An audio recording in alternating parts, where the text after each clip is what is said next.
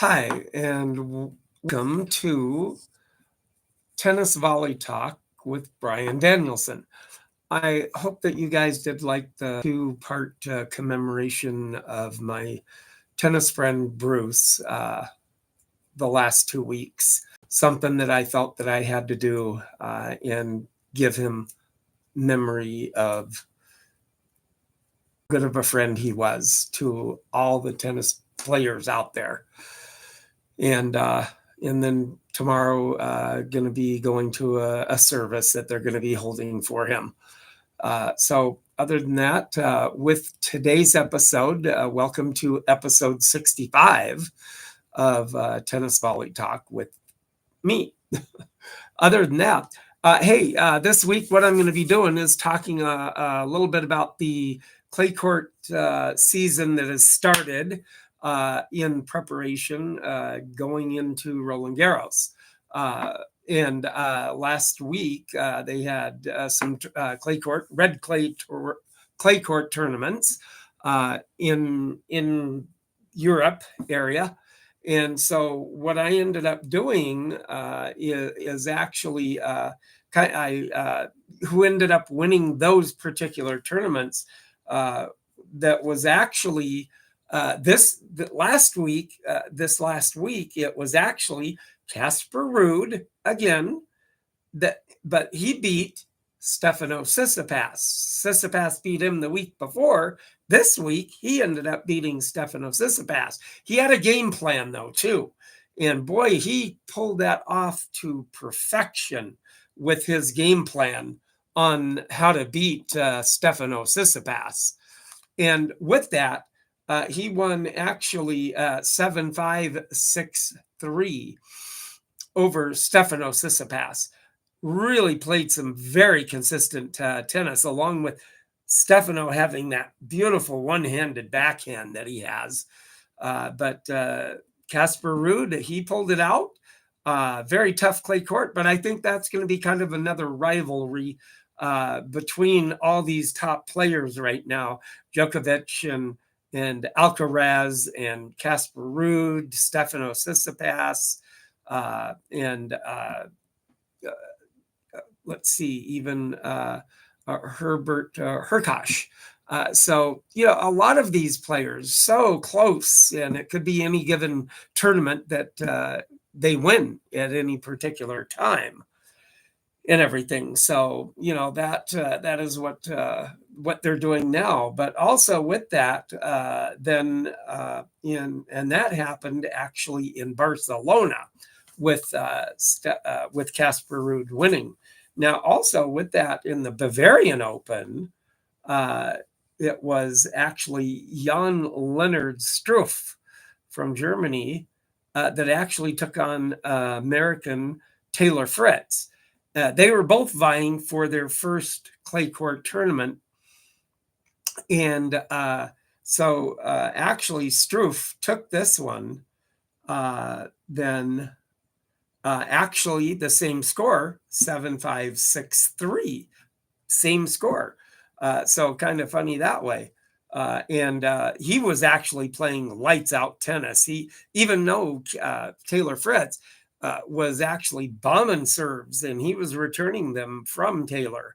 And it was just amazing that he was just on fire. He was hitting everything well within the lines and catching Taylor where he didn't know where he was going. But if he catches fire, he's a very, very good player in that same respect and playing with that. And then in the American Open, that was where the Bavarian Open is where that happened at. And then also Elena Rybakina, she actually beat Mada Kosniuk, and she won, and that was in Stuttgart, and she won 6-2, 6-2. But now Rybakina, she is actually in that tournament. She beat Iga Swiatek. And she's just actually really playing some good tennis here. And I really like the style of her play that she has with that too. Uh, and, with that aspect too. And, you know, so with that, she has a game that is, she doesn't show hardly any emotion at all, but she proves it by her ground strokes and her serve. She has a very, very good serve too, consistent, always consistent serve, but very good ground strokes all the way around. And I like the style of her play.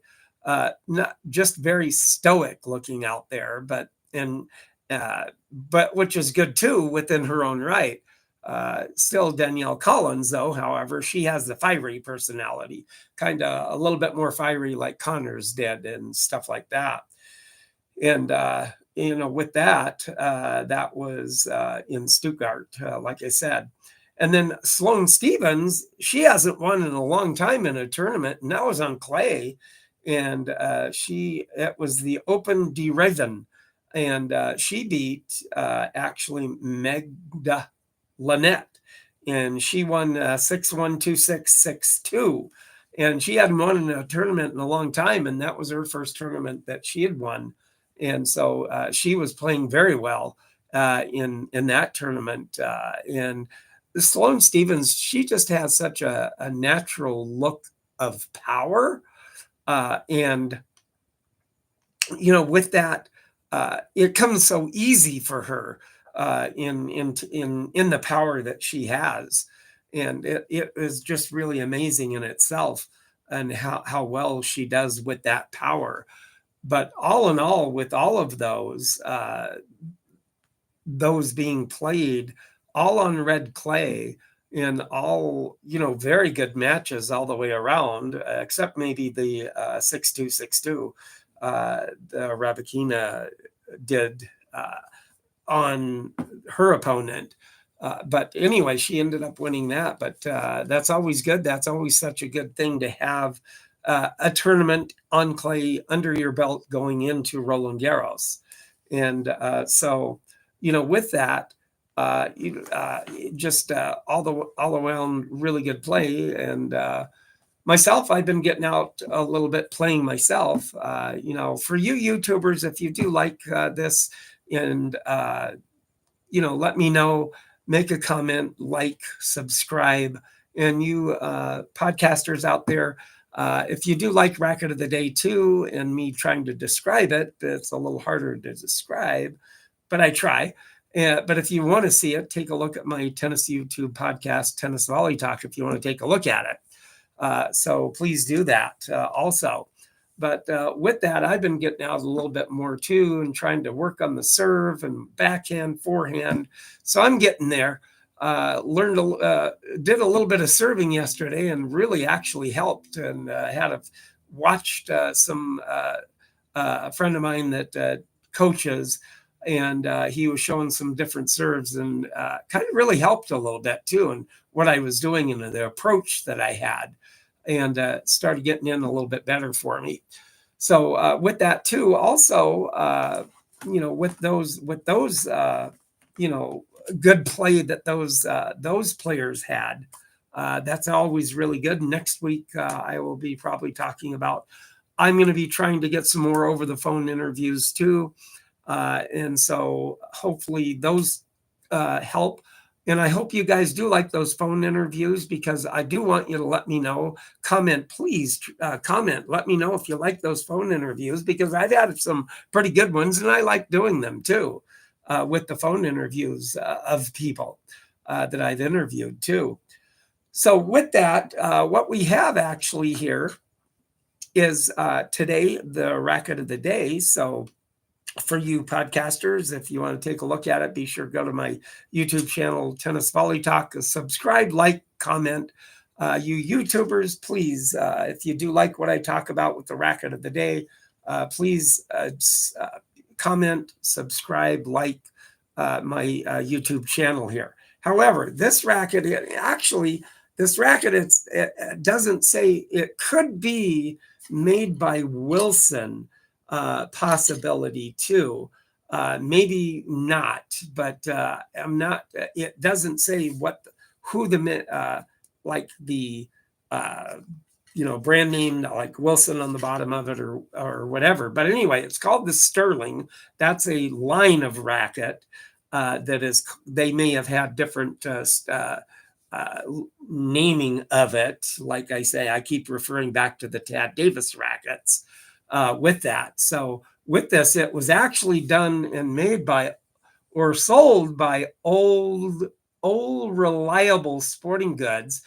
I couldn't find too much information about the sporting goods store, but it had to have been back in the late or early or 40s, late 30s, 40s into the 50s, because this racket is about that era too. But however, with this, it was actually then with that, and I like the color of it too. It has the red throat on it, comes up about almost halfway to the head of the racket, and then it has the ash wood or white or kind of wood that it is. It's probably in this racket here is probably in the 40s into the 50s, I would say, right in that era. But however, it is actually done and made by Cortland Line Company. Now, the Cortland Line Company, really interesting behind that, is with this racket here with the Cortland Line Company. Actually, in 1915, Ray Smith was a clother, merchant. And then with that, too, he was an avid angler in fishing. And he had enough of the clothing business, so he went into the fishing line business, and he was an entrepreneur in the braiding of line and stuff of that nature. With that, and then with that too, he produced a unique line selection of braided fishing line for the anglers out there. Back in 1915 is when he started doing that. Now, somewhere in the early, I don't know, probably early 1900s, I would say, because they went way back, even started manufacturing tennis rackets through the Line Company. So, which was really kind of also really good too. But also the Line Company, they had to forego a little bit of the manufacturing of the fishing line for the World War II effort too. They also had a unique selection of, with that for the World War II effort here too. Now, with that too, with the World War II effort, they made parachute line and bomb cord was a priority of Cortland Line Company to develop, and they had developed many advanced manufacturing methods and technologies to help the war effort too. Now, Cortland made tennis rackets, like I said, back in the early 1900s at least. And then back in 1961, then Wilson's Sporting Goods bought them out back in 61. So, with that too, very nice, like I said, very nice racket. They had to put tape on the handle here. But there's a little symbol of the Cortland manufacturing company or line company. So, kind of an interesting little story behind that as far as learning a little bit about that. But the old reliable sporting goods, like I said, they probably sold many different things in sporting goods stuff, and plus one of the rackets, and that's who the Cortland Line Company, ended up selling or making mass quantity and giving it to the sporting goods stores out there, old reliable sporting goods. So, with that, and I don't know, it could be from middle middle of the USA, mid USA, VOLLEY reliable, maybe Illinois or Chicago or St. Louis or something like that they were out of. Maybe up in New York, but I'm not really sure. But it is a pretty old company, though, but I didn't find really too much history about it. But very reliable company. So that it's a very good racket, though, too. And I hope you do like that with this racket of the day. But be sure you YouTubers like, subscribe, and make a comment on what you like about the racket of the day. And you podcasters, if you want to take a look at it, please take a look at it on my YouTube tennis channel, Tennis Volley Talk. So with that too in mind, I just wanted to let everybody know that I do appreciate everybody's views and my followers. I do thank you on that, and you podcast followers too that are following me also. I so appreciate you doing that and following this in my second year now. So, and I've really loved doing it and being able to talk to people and have, but I'd like to get more comments if you could on what you like and stuff like that. So it would be very, very nice to see some comments and help along with what you would like to see me do. I don't know, but I'm continue doing what I do because I do like doing it and doing the racket of the day. And then also giving you the tidbit of information about the manufacturer and the sporting goods store it came from. I do like doing that. And then plus the tournaments that come up, and then also the phone interviews that I do. I hope you do like those too, because I've really enjoyed doing those, and I've had some pretty good ones too. So with that too, I just wanted to let everybody know that, if you're in the nice states that are warm weather, it's starting to get warm here in Minnesota. And I'm starting to get outside a little bit more and play. We've been having pretty good wind here, though. So it's not been too good because it's not as warm as some of the other places in the U.S. So it gets it down a little bit cooler. But been hitting the ball, so it's been good to be able to get outside now and hit the ball. And then with that too, everybody that gets out there, keep playing. Get out there this week, and if you're in the nice country, section of the warmer section, get out and play. And I will too. And I just wanted to thank you also for joining me again today with my Tennis Volley Talk. And everybody, I will talk to you next week and see where it goes. And I thank you very much and have a good week.